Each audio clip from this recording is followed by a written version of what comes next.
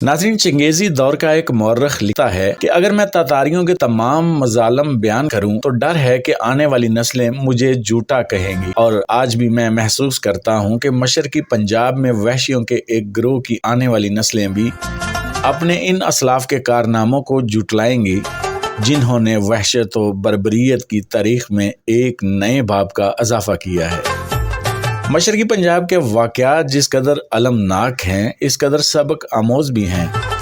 हम हिंदुस्तान में अपनी तारीख के एक फैसला कुन मरहले में दाखिल हो चुके हैं। इस मरहले पर एक सही कदम हमें ऊजे सरैया तक और एक गलत कदम तहते अलफेजी तक पहुंचा सकता है।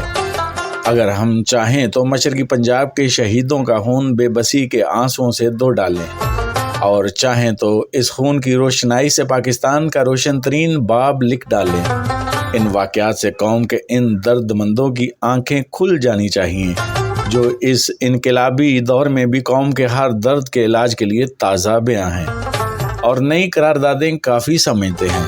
अगर कल तक इन्हें कोई खुश फहमी थी तो आज वो दूर हो जानी चाहिए।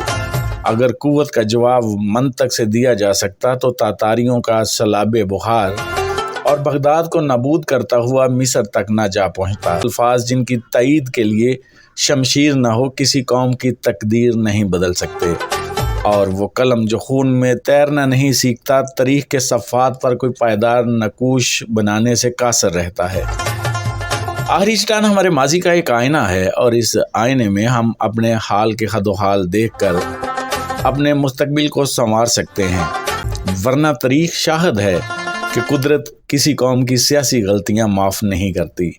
आखिरी चट्टान में कौम के इन नौजवानों को पेश करता हूँ। आखिरी चट्टान मैं इन कौम के नौजवानों को पेश करता हूँ जिन्होंने अपने कंधों पर पाकिस्तान की अजीमुल शान तमीर का बोझ उठाया है।